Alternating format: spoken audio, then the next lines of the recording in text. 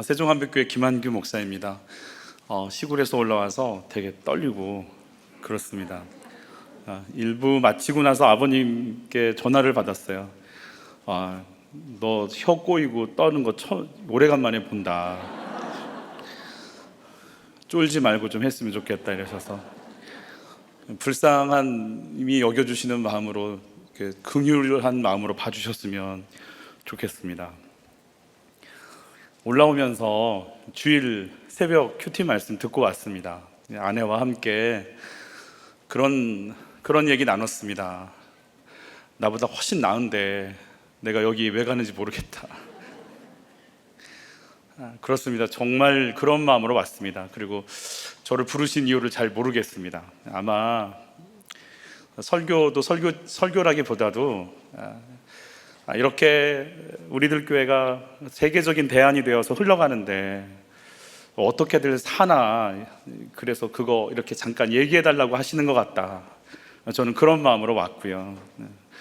여러분들이 흘러가는 그 생수의 역사 속에 마치 부스럭이라도 먹는 그런 여인처럼 잘 이렇게 흩어진 거 잘 먹어가면서, 주워 먹어가면서 이렇게 살고 있는 목회자도 있고 교회도 있다라는 거 아시고, 여러분의 그 길 잘 걸어가 주시면 저희는 계속 잘 이렇게 얻어먹으려고 합니다. 큰바위 얼굴처럼 이렇게 한 소년이 저런 사람 언제 나오나 이러고 봤는데 어느 사이에 그 사람이 그 얼굴에 그 사람이 되었다라는 얘기처럼, 저는 먼발치에서만 봤던 우리들 교회에 이렇게 서게 된 것 자체가 제 인생을 이거 어떻게 해석을 해야 될지 잘 모르는 그런 마음으로 서 있습니다. 좋게 말해서 큰바위 얼굴이고, 팩트를 얘기하자면 명품 우리들 교회 베끼고 있는 짝퉁 목회를 잘하고 있습니다. 월요 울림 기도회를 보고 우리도 좀 이렇게 나눔이 있는 예배를 드렸으면 좋겠어 하고 우리 부목사님들과 나누는데, 부목사님들이 이름을 붙여가지고 온 거예요. 더 울림 기도회라고. 이거 왜 이렇게 붙였어? 그랬더니 울면 저희는 더 울어야죠. 그래서 그러긴 그래. 그러고 표들이 너무 기가 막히잖아요, 우리들 교회 표들이. 그래서 이걸 또 베껴야 되는데 효과적으로 어떻게 참 베낄까 고민하는데, 그럼에도 살아냅시다 이 표현을 어떻게 우리가 가져올 수 있을까 고민하고 연락을 드렸어요. 연락을 드렸는데 그렇게 이렇게 오는 교회가 없었는지 담당자를 바꿔주시겠다고 연락처를 했어요. 한 5명 담당자와 통화한 것 같아요. 본인들도 황당하셨을 거라 생각이 들고, 그래서 그럼에도 살아냅시다 이 표현을 살아냅시다 그리고 살려냅시다 이렇게, 이런 식으로 하고 있어요, 목회를 제가. 제 속에 선한 게 없기 때문에 나올 것도 없고, 그래서 김한기 목사님 잘 따라서 베끼면 되지 않을까 이런 마음으로 신방 예배, 또 돌 예배, 장례 예배도 다 그날 주신 큐티 말씀 가지고 해요. 한 권사님이 이제 돌아가셨는데 하나님 부르심을 받았는데, 그날 큐티 본문이 유다와 다말 이야기였어요. 첫째가 죽고 오나는 밖으로 사정하고 다말은 시아버지와 동침하고, 이 본문 가지고 이제 장례 예배를 읽어놓고서 내가 이걸 왜 읽었을까 이러고, 이렇게 차 타고 오면서 바꿀까? 아니야 그대로 하지, 별 생각 다 하다가 결국은 했는데 딱히 할 말이 없잖아요. 그래서 어머님을 보시고, 어머님이 옳습니다. 네가 나보다 옳도다를 끊임없이 반복하게 되실 거라. 그 믿음의 길을 어머님이 가셨으니 여러분도 그 길을 가실 거라. 그 복을 받으실 거라. 그러고 설교했던 기억이 납니다. 가끔씩 이렇게 큐티 말씀 가지고 설교, 이렇게 신방을 가면 어떻게 목사님이 내 사정을 이렇게 아시냐, 그래서 속으로 이렇게 역시 베끼길 잘했다 이런 생각. 16년 전 여름에 이 자리에서 예배를 드렸습니다. 수요 예배 기억이 나고요. 저렇게 위층에 올라가서 예배를 드렸고, 에어컨이 없었던 걸로 기억이 납니다. 그래서 올라올 때 와이셔츠 3장하고 메리아스까지 다 가지고 왔는데 에어컨이 여기 있네요.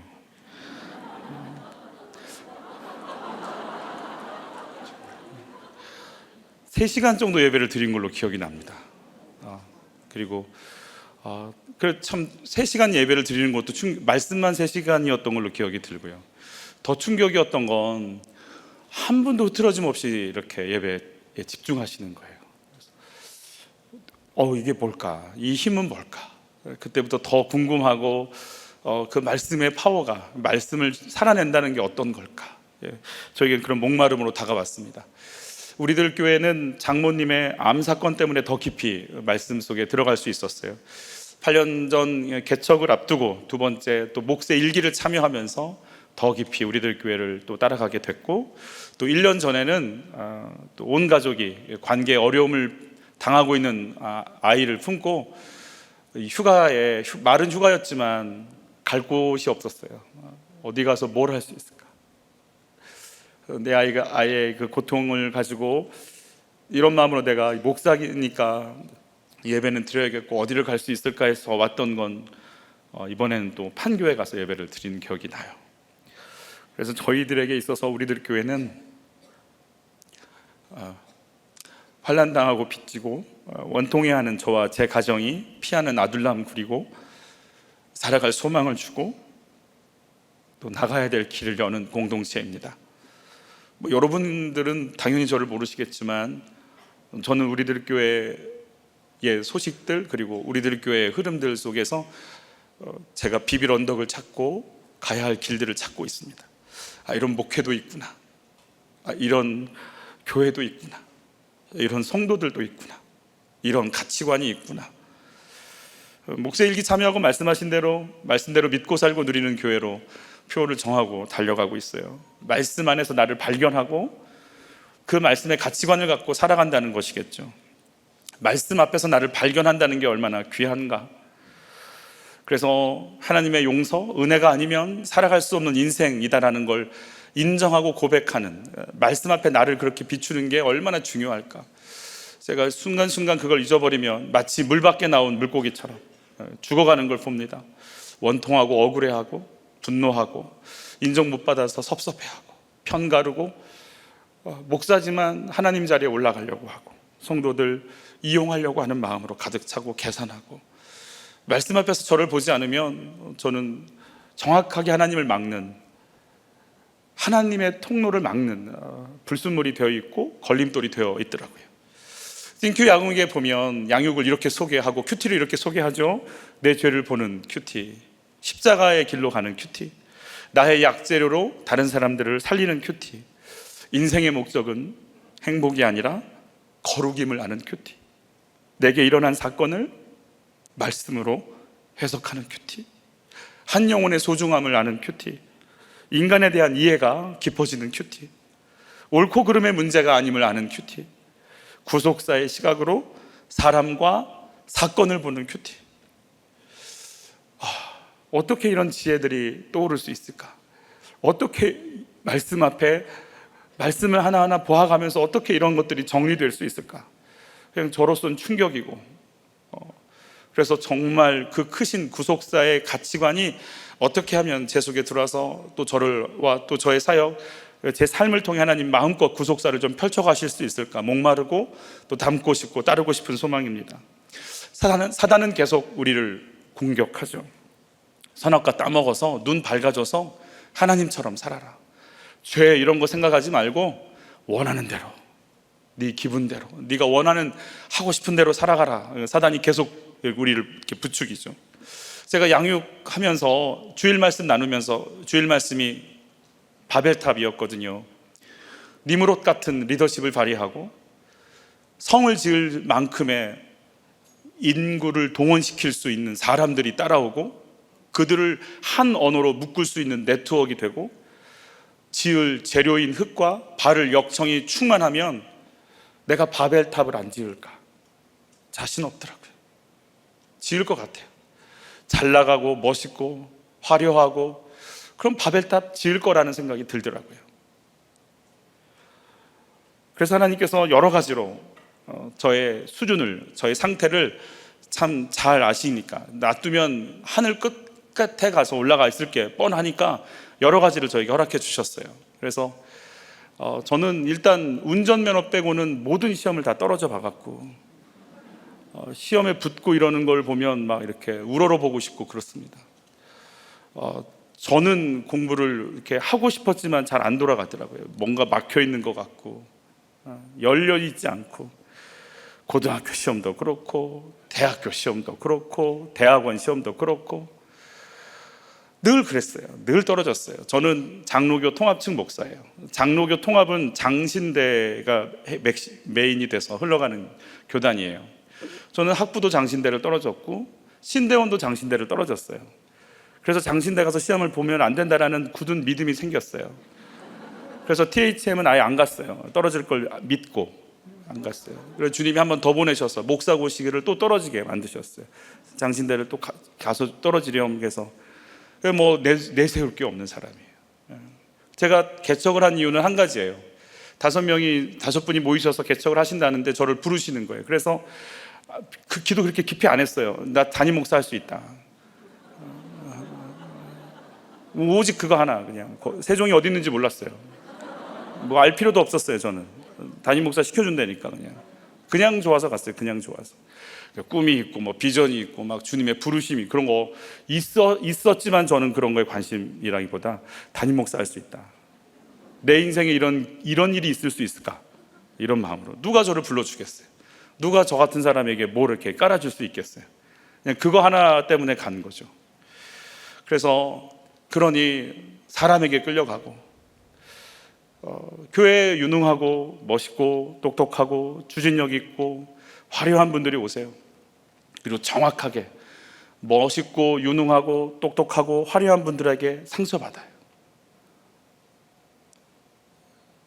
그래서 사람을 아는 큐티라는 말 한마디에 그렇구나, 내가 하나님도 모르지만 사람도 모르는구나, 그리고 나도 모르는구나, 내가 왜 목사가 됐는지, 내가 왜 사역을 하는지 나도 모르는구나. 정말 말씀 앞에 나를 비추지 않으면 어디를 갈까? 내가 뭐 하며 살까? 조금 더 편안하고 조금 더 인정받고, 누가 뭐 해주면 그냥 좋아서 어쩔 줄 모르고, 누가 인정 안 해주면 하염없이 땅으로 꺼지는, 그렇게 살다가 겉으로는 하나님을 위해 일하고 속으로는 사람들에게 보이려고 일하고, 나는 그렇게 살다가 가겠구나. 그 묶임, 그 답답함, 그게 제 뻔한 인생 스토리였어요. 예수 그리스도 안에서 나를 본다는 것이 어떤 의미인지 오늘 본문을 통해서 같이 봤으면 좋겠어요. 1번 같이 읽어볼까요? 그리스도 예수 안에서 거하기 위해 자신의 죄를 보아야 합니다. 자신의 죄를 보아야 합니다. 환경에 장사가 없는 우리들, 그래서 하나님 율법을 주셔서 우리 모습을 비춰주시는 거죠. 죄 가운데 죽어가는 게 뭔지, 발버둥 치는데 안 되는 게 뭔지, 한계가 뭔지, 그래서 될 것 같아 하시면서 말씀 앞에 나를 정확하게 비추시면서 나를 보게 하시는 그 율법의 기능에 대해서 말씀하고 계세요. 우리 19절 말씀 같이 읽어볼게요. 화면 보시면서 같이 읽죠. 그렇다면 율법은 무엇을 위해 있습니까? 율법을 사람에게 주신 것은 하나님께서 약속하신 아브라함의 특별한 자손이 오실 때까지 죄가 무엇인지를 밝히기 위해서입니다. 율법은 하나님께서 중보자의 손을 빌어 천사들을 시켜 만든 것입니다. 율법은 기능은 한 가지라는 거예요. 죄를 깨닫게 하기 위한 거라는 거예요. 우리 21절, 22절도 같이 읽어볼게요. 그렇다면 율법은 하나님의 약속과 반대되는 것입니까? 그럴 수 없습니다. 만약 사람에게 생명을 주는 율법이 있었다면 우리는 그 율법을 지킴으로써 의롭다함을 얻었을 것입니다. 그러나 성경이 모든 것을 죄 아래 가두었으니 이는 예수 그리스도를 믿음으로 말미암는 약속을 믿는 자들에게 주려 함이니라. 율법이 하는 일이 있다는 거예요. 율법은 구약 성경, 성경이라고, 여기서 말하는 성경은 구약 성경이죠. 율법 아래 우리를 다 죄인이라고 가두어 주기 위해서 율법이 있다는 거죠. 살게 하는 기능은 아니래요. 죄 가운데 가두어서 너희가 죄 가운데서 죽어가는 인생인 걸 깨달으라고 주시는 게 율법이라고 말씀해 주세요. 그래서 예수님은요, 심지어는 오셔서 구원의 복을 선포하시기 직전에 이렇게 또 말씀하시잖아요. 율법에서 내가 살아날 수 있다고 생각하는 바리새인 서기관들을 향해서 더 율법을 강화시키시죠. 간음하고 살인하고 도둑질해야지 심판을 받는다고 생각한 그들에게 음욕을 품었느냐 간음하였느니라, 욕심을 품었느냐 도둑질하였느니라, 미워하였느냐 살인하였느니라, 사람을 무시했느냐 연자맷돌을 메고 바다에 빠지는 게 나을 것이다. 정확하게 네가 어떤 존재인지 좀 알으라고, 네 실체가 어떤지 좀 알으라고 우리를 계속해서 인도해 나가시죠. 그래서 율법을 이렇게 또 표현합니다. 24절 같이 읽도록 하죠. 이같이 율법이 우리를 그리스도께로 인도하는 초등교사가 되어 우리로 하여금 믿음으로 말미암아 의롭다함을 얻게 하려 함이라. 초등교사, 몽학선생, 인도자가 된다라는 거예요. 그래서 율법의 정죄를 당하는 순간이 어떤 순간인가? 내가 구원자이신 예수님을 만나는 순간이 되는 거죠. 그러면 구원자이신 예수님을 만나기 위해선 거꾸로 내가 율법 앞에 내 모습을 봐야 하고 내 실체가 드러나야 하고 내 것이 드러나서 구원자이신 예수님을 만나지 않으면 살 수 없는 인생인 것을 내 영혼 속에 고백할 때 그것이 구원의 완성이 될 것이다 라고, 그래서 율법이 필요하다고 우리에게 말씀해 주는 것이죠. 정죄당하는 그 순간이 예수님 만날 때입니다. 저희 장모님은 집교회만 하시던 분입니다. 딸을 사모로 만들기 위해 하나님께 기도하고 바쳤다고 하죠. 그의 인생은, 우리 장모님의 인생은 암으로 맞춰지셨어요. 그때 교회 분위기는 기도해서 목사사위 또 다른 사모가 됐는데 저 사람은 무슨 저주를 받아서 암에 걸렸나, 50 중반의 나이에 암에 걸려 죽어가는 것이 그렇게 애쓰고 수고했던 삶과 전혀 맞지 않는다 생각함으로, 그런 육체도 아프고 자기 마음도 힘들고 영적으로는 좀 뭔 저주를 받았느냐고 얘기하는, 영혼육이 다 무너져가는 상황 속에 들어가셨어요. 치료차 서울에 오시면서 우리들 교회 예배를 이제 오셔서 드리기 시작하셨어요. 그날 본문도 내용도 제 아내는 잘 기억을 못하는데 김양재 목사님이 계속해서 하셨던 말씀이 기억이 난다고 그래요. 암은 저주가 아니라 축복입니다. 암은 마지막을 준비할 수 있는 시간입니다. 암은 나를 돌아볼 수 있는 기회입니다. 장모님은 죽음을 앞에 두고 자신의 실체를 보시는 거예요. 애쓰고 수고하고 노력하고 모든 걸 헌신했는데 천국 갈 믿음이 없는 자신을 봤어요. 이렇게 말씀하셨다고 그래요. 내가 지금까지 신앙생활을 어떻게 왜 했는지 모르겠다. 뭘 했는지 모르겠다. 천국 소망도 없이 내가 가야 하는 그 길도 모르면서 자기 열심에 속고 남도 속고 우리 모두 다 속은 삶을 사는 거죠. 김양재 목사님 말씀 들으시면서 회개하기 시작하셨어요. 입원 2년 동안 투병을 하셨고 돌아가시기 일주일 전에 이렇게 말씀하셨다고 제가 1년 전에 제 아내에게 들었어요. 나 천국 갈 수 있을 것 같아. 제 아내가 수정인데, 이수정인, 수정아 너도 이 땅에서 예수 잘 믿고 신앙생활 잘하다가 우리 천국에서 만나자. 인간의 노력을 가지고 천국 가는 것이 아님을, 인간의 열심이 영원한 생명을 얻을 수 있지 않음을 인정하는 시간이 되어지는, 그러나 이렇게 무너져야 진짜 생명이신 예수를 만나는, 정말 생명이신 예수를 이제서야 만나는 시간들을 저희가 보게 됐어요. 이런 목사님과의 인연이 있었기에 또 목회자 세미나가 열린다고 하니 저는 또 일기에 참석하게 됐어요. 개척을, 말씀하신 대로 개척을 앞둔 시간이었어요. 물가로 나오라 일기 때 우리 김양재 목사님의 언니 되시는 선교사님이 부르셨던 노래 기억이 나요.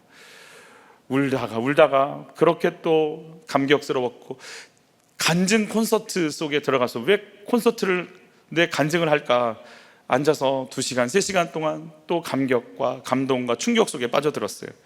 저는 우리들 교회는 김양재 목사님의 이 말씀에 힘이 있어서 이렇게 간다고 생각했어요. 맞아요, 맞는데 그리고 나서 또 하나의 힘을 봤어요. 그거는 목장의 예배였어요. 마음을 열고 자신의 약함을 토해놓고 그 말씀을 다시 삶 속에 받아들이고, 그리고 그걸 들어주고 함께하고 함께 우는 그 모습들, 이게 우리들 교회 공동체의 힘이구나. 감격과 감사로 목회자 일기를 마쳤어요. 구속사의 말씀을 계속 들어가면서 하나님은 저의 상태를 진단해 주셨어요. 너는 인정 중독에 걸려 있는 사람이야.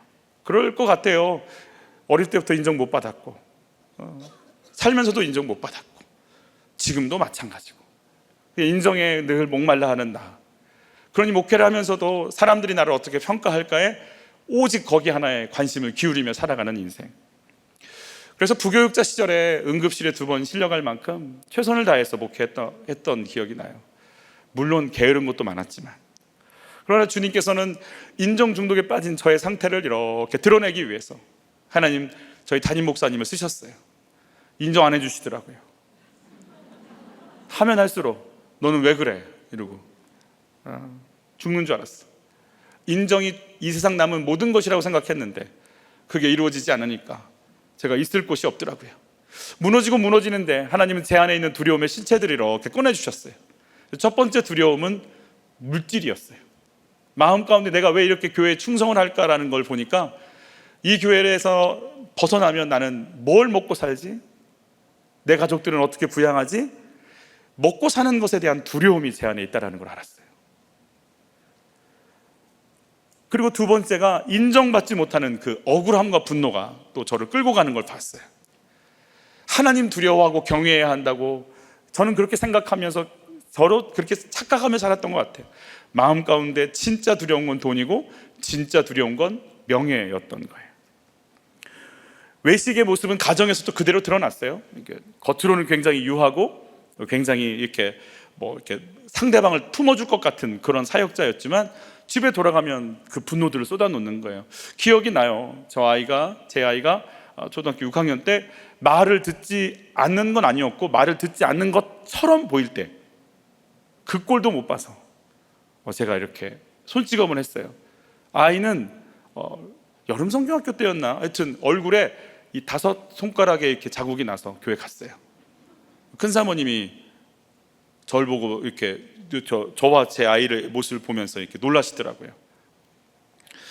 정말 미안해요. 제 아이에게 그런 제가 이 폭력을 또 이렇게 분노를 쏟아내서 제 아이가 또 그것 때문에 요즘 힘들어해요. 구속사의 말씀을 들어가면서 내가 한참 잘못됐구나 이런 고민을 들 때 제 아내가 양육을 시작했고 제 아내는 한 청년을 양육하면서 그 청년이 양육을 마치고 장로님의 가정에서 수십 년을 이렇게 반주하면서 살아왔던 그 청년이 사모님 꼭 양육하셔야 돼요.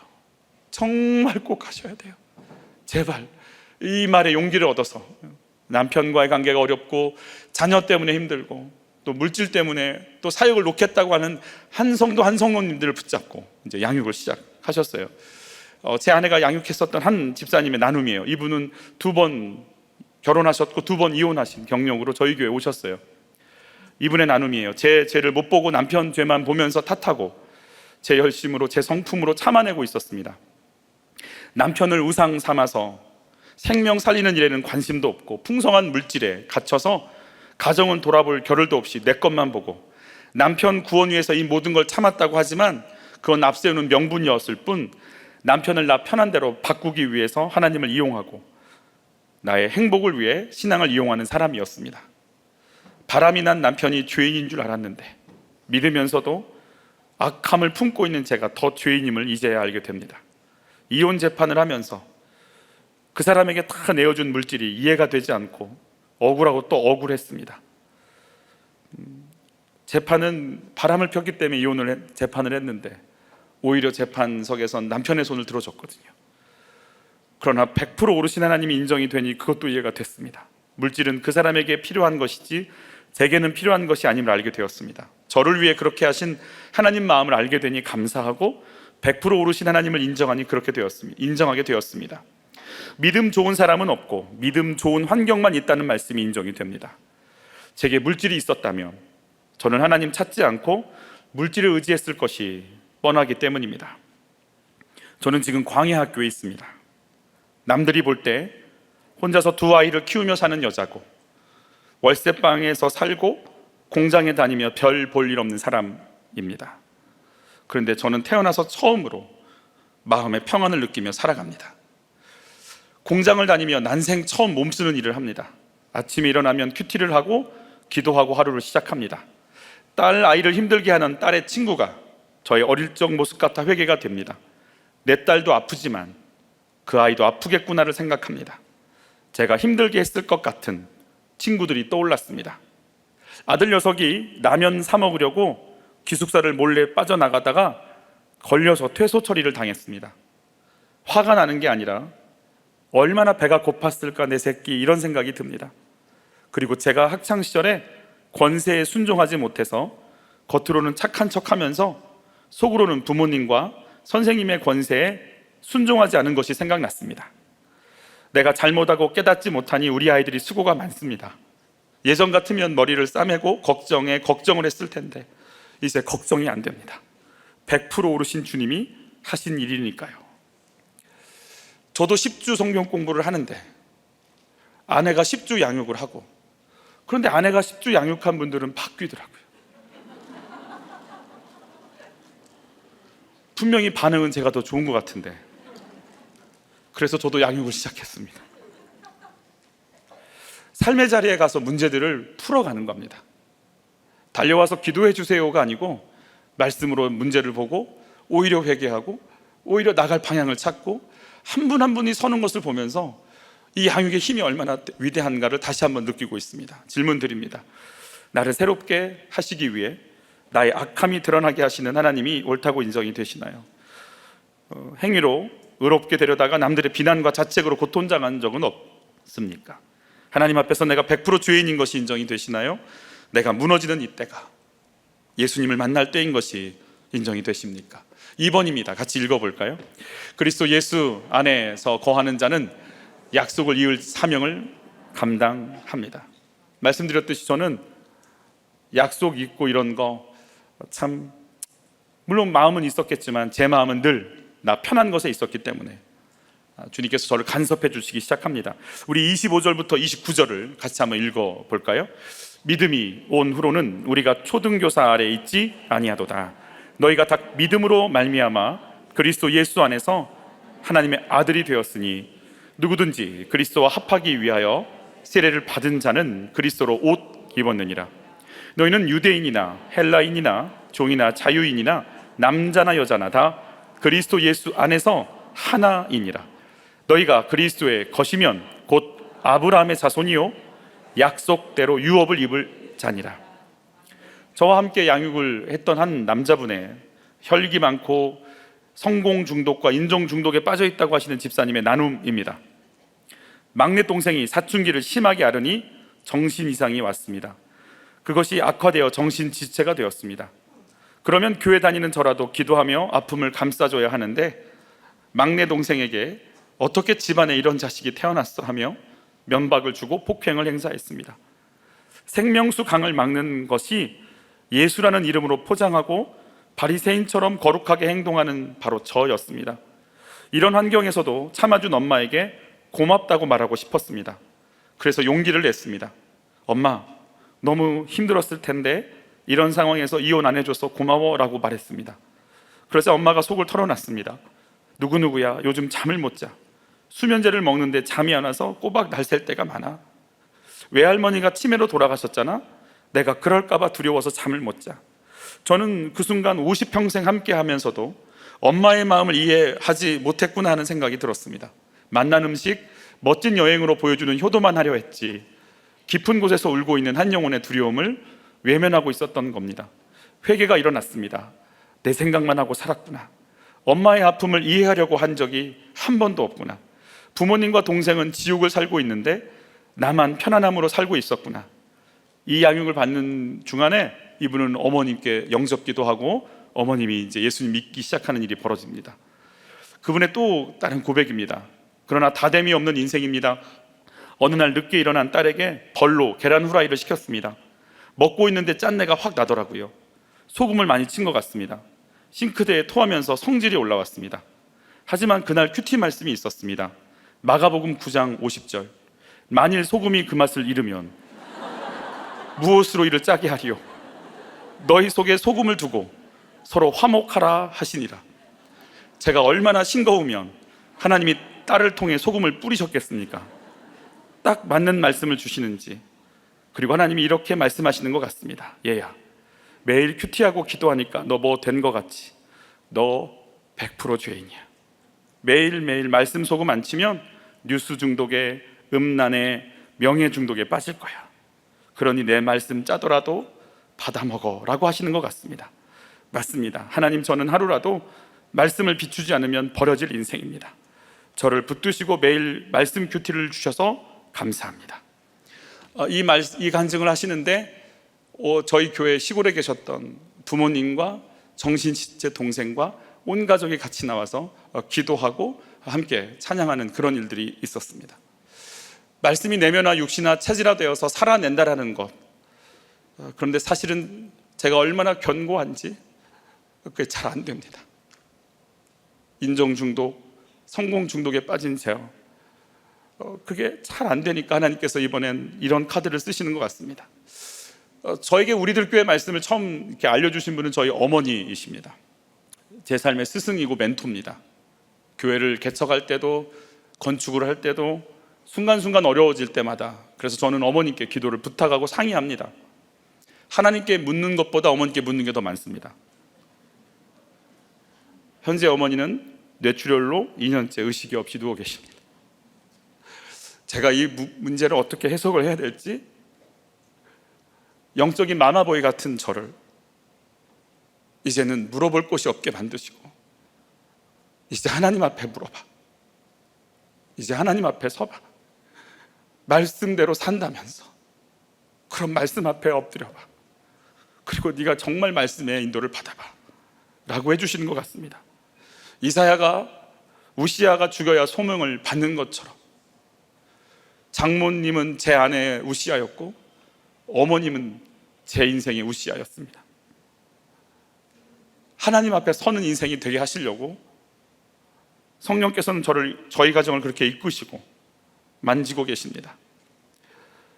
너희가 그리스도의 것이면 곧 아브라함의 자손이요, 아브라함의 자손이면 약속대로 유업을 입을 자인 걸 너는 아느냐 물으시는 것 같습니다. 하나님의 약속을 이어가려고 내가 사역하고 있고 살아있는 존재라는 걸 잊어버리고 잘 먹고 잘 살고 적당히 존경받고 편안한 노후 세워지는 것이 제 인생의 목표가 되어버렸으니까 주님께서 저를 흔드시는 것 같습니다. 저희 장모님은 수정아, 예수 잘 믿다 천국에서 만나자 그러시는 것 같고, 그렇게 말씀을 남기고 가셨고, 침대에 누워 계신 의식이 없는 저희 어머님을 보면 꼭 그러시는 것 같습니다. 완규야, 나 너희 교회 가서 예배 드리고 싶다. 꼭 그렇게 말씀하시는 것 같습니다. 그럴 때마다 조용히 저를 돌아봅니다. 나보다 기도도 많이 하시고 나보다 말씀 더 사모하시는 우리 어머님은 왜 누워있고 나는 왜 서있지? 나는 왜 이렇게 살아있지? 왜 나는 이렇게 서서 말씀 전하고 있지? 나보다 훨씬 나은 분인데. 그래서 나를 왜 살려두셨나를 생각해 봅니다. 내가 사역을 하고 내가 이 자리에 있는 이유는 내가 잘나서가 아니라 아브라함의 약속을 유업으로 받아, 하나님이 주시는 약속을 유업으로 받아 그 약속들을 증거하라고, 구속사의 약속들을 증거하라고 나를 살려두셨나 보다. 100% 오르신 주님이 제가 정신을 못 차리니까, 그저 인정 중독에 빠져서 가야 할 길을 찾지 못하니까, 그래서 저희 어머님이 누워 계신 것 같습니다. 저의 한계는 여전합니다. 그냥 하루하루 살아가는 것 같습니다. 그래서 감사합니다. 내 힘으로 살아갈 수 없는 인생인 것을 알게 해주셔서 감사합니다. 저는 여전히 보잘것이 없습니다. 그래서 감사합니다. 인정 중독을 매일매일 벗어날 수 있도록 그런 환경을 주신 하나님께 감사합니다. 여전히 도망가고 싶습니다. 그래서 감사합니다. 사명에 눈 뜨지 않으면 큐티 양육하면서 육과의 예수님의 십자가를 묵상하면서 내가 목마르다 하실 때 성경을 응하게 하시려고 하셨던 그 예수님, 마지막 십자가에서도 사명 때문에 목마름을 고백하셨던 그 예수님의 사명, 그것 아니면 저는 살아갈 수가 없을 것 같습니다. 양육을 하면서 뭐가 이렇게 힘드세요? 라고 물었습니다. 성도들이 말합니다. 금리가 올라가는 게 힘듭니다. 5억 빚을 졌고 5억을 빚져서 빌려줬고 주식을 하다가 잊어버려서 그 빚을 내고 있는데 금리가 올라가니까 이자를 내야 될 돈들이 막 쌓여가니까 그 얘기를 듣는 순간 일하면서도 정말 힘 빠지겠다. 무슨 저렇게 좋은 직장에 다니면서도, 남들이 보면 참 좋은 직장에 다니면서도 얼마나 힘이 빠질까. 살맛 없겠다. 그러면서 생각이 듭니다. 그럼 금리가 내려가면 살만한가? 잘 돼도 교만해지고 안 되면 비굴해지고, 교만과 비굴 사이만 왔다 갔다 하다가 살아가는 게 인생이구나. 사명이 아니면 살아간다는 이유가 뭔지도 모르고 왜 사는지에 대한 결정도 할 수 없는, 그게 우리 모습이구나를 다시금 생각하게 됩니다. 강물이 바다로 흘러가는, 그렇게 열어주신 하나님의 사역 위에 쓰임받고 계신 김양재 목사님, 그리고 우리들 교회, 그 강물이 흘러서 금강자락에 있는 저희 같은 교회가 받아먹고 삽니다. 이렇게 여러분들의 삶의 간증과 나눔들로 살아가고 있는 교회들이 있다는 것 기억해 주시기를 바랍니다. 우리들 교회 모습이 세계 속의 대안이 되는 것처럼, 그래서 여러분 여전한 방식으로 이 자리 지켜주시는 것이, 이렇게 살아가는 게 맞구나를 저도 확인하며 이 길을 가겠습니다. 질문 드립니다. 신분, 성별을 뛰어넘어 하나님의 약속이 이 땅에서 이어져 가는 것이, 그 약속을 누리는 것이 우리의 사명이라고 합니다. 정신지체 동생, 내 마음에 들지 않는 자녀, 누워 계셔서 의식이 없는 어머니, 모두 예수님 안에서 약속을 받기 위해 걸어가고 있는 예수님의 지체들인 것이 인정이 되십니까? 지금도 나는 사명을 향해 달려가고 있는 인생임을 인정하십니까? 말씀을 정리합니다. 율법 앞에 정죄받고 내 인생의 한계를 느끼는 것이 예수님을 만나는 때라고 하십니다. 그 예수님을 만나는 순간 우리는 약속을 이어가는 사명의 자리로 나아갈 수 있다고 하십니다. 찬양하시겠습니다.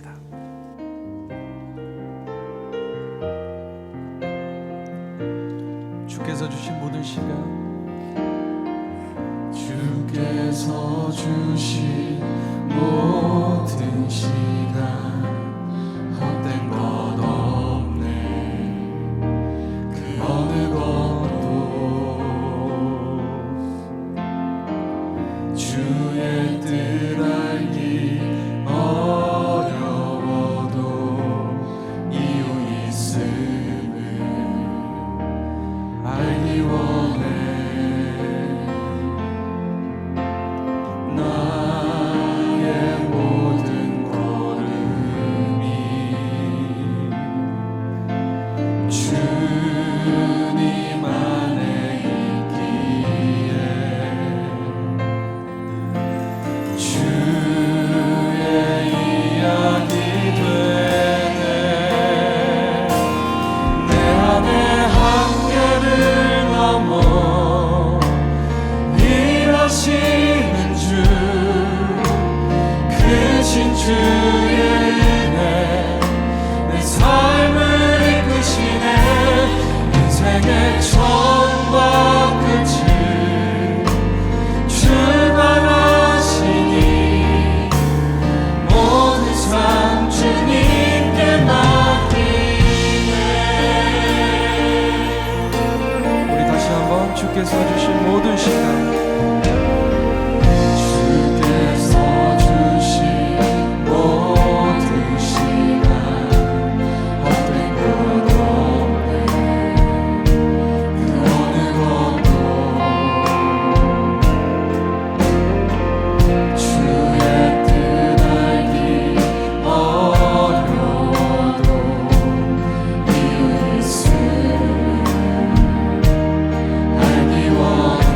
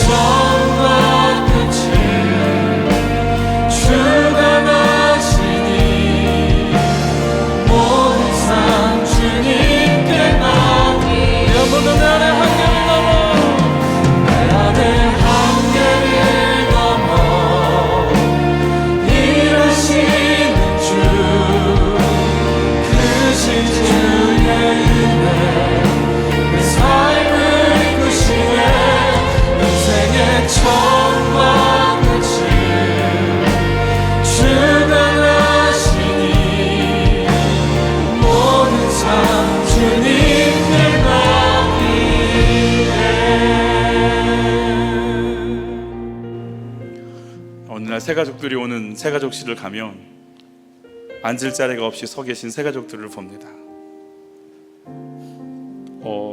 이해가 안 갑니다. 왜 오실까? 저는 제 꼬락서리를 아는데 왜 오시는지 잘 모르겠습니다.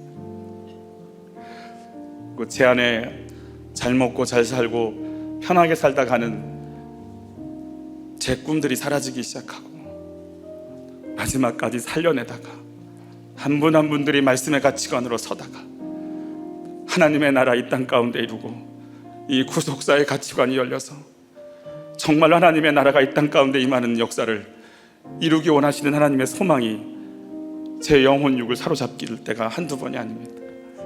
저희가 그렇게 쓰임받기를 원하고 우리들 교회가 그렇게 쓰임받기를 원합니다. 나에게 한계를 주시고 정죄를 받게 하시고 꼼짝없는 인생인 걸 알게 하셨지만 그런 한 사람 한 사람들이 바로 아브라함에게 주신 약속을 유업받을 자라고 하십니다. 하나님, 나의 한계가 거룩한 하나님의 나라의 통로가 되는 문을 여는 역사가 되게 하여 주옵소서. 하나님, 나의 약함이고 강함이 되게 하시고 나의 끝 하나님의 시작이 이루어지는 생명의 역사가 일어나는 거룩한 역사로 말씀 붙잡고 서게 하여 주시옵소서. 나를 보게 하여 주옵소서. 주님 일하시는 것 경험케 하여 주옵소서. 우리 주여 한번 외치고 기도로 나갑니다. 찌질한 인생, 보잘것없는 인생, 내놓을 것 없는 인생, 자랑할 것 없는 인생, 망연자실한 인생, 비교의식의 열등감에 어떤 것도 할 수 없는 인생. 그러나 그 속에 하나님 없이 나만을 하나님의 자리에 올라가서 내 뜻대로 내 마음대로 살려고 했던 흉폭하고 하나님을 밀어낸 교만의 사단에게 사로잡혀 살아가는 내 인생, 겉모습이 아닌 내 속에 얼마나 흉하고 더러운 것들이 있는지를 보게 해주셔서 감사합니다. 내 몸이 있고 내 시간이니까 내 마음대로 할 수 있다는 믿음 안에 그렇게 하나님을 이용하는 것이 바로 저고, 매일같이 말씀을 뿌리지 않으면 살아갈 수 없음에도 그 말씀 거부하고 세상의 이야기로 채워가는 제가 바로 병든 목사입니다. 매일같이 당신의 은혜가 아니면 한순간도 살 수 없는 저를 고백하오니 긍휼을 베풀어 주시옵소서. 매일 매순간 저에게 주시는 말씀이 아니면 한 발자국도 한 생각도 어떤 것도 행할 수 없는 인생임을 고백하오니 불쌍히 여겨 주시옵소서. 이 막힘이, 이 한계가, 이 무너짐이 주님이 일하실 때요, 주님의 역사가 시작될 때요, 주께서 이 땅 가운데 주의 역사와 능력을 드러날 때임을 받아들이고 인정하게 하여 주옵소서. 이를 시작하여 주옵소서. 내가 죄인임을 인정하고 내가 약한 자임을 인정하고 내가 먼지임을 인정하오니 성령님 우리를 만지시고 일하여 주옵소서. 우리들 교회를 통해 얼마나 많은 교회들이 살고 얼마나 많은 목회자들이 살고 있는지를 주님께서 하시오니 판교와 휘문의 채플 위에 기름 부어 주옵시고 한 목장 한 목장들을 주님 세워 주옵시며 미국에서 끊임없이 선교 대회로 또 목세로 모든 것을 감당하고 나가고 계시는 목사님의 김양재 목사님의 모든 영혼육을 만지시고 부유케 하시며 강하게 하여 주옵소서. 생명의 역사로 채워 주옵소서. 우리를 만져 주옵소서. 예수님의 이름으로 기도하옵나이다.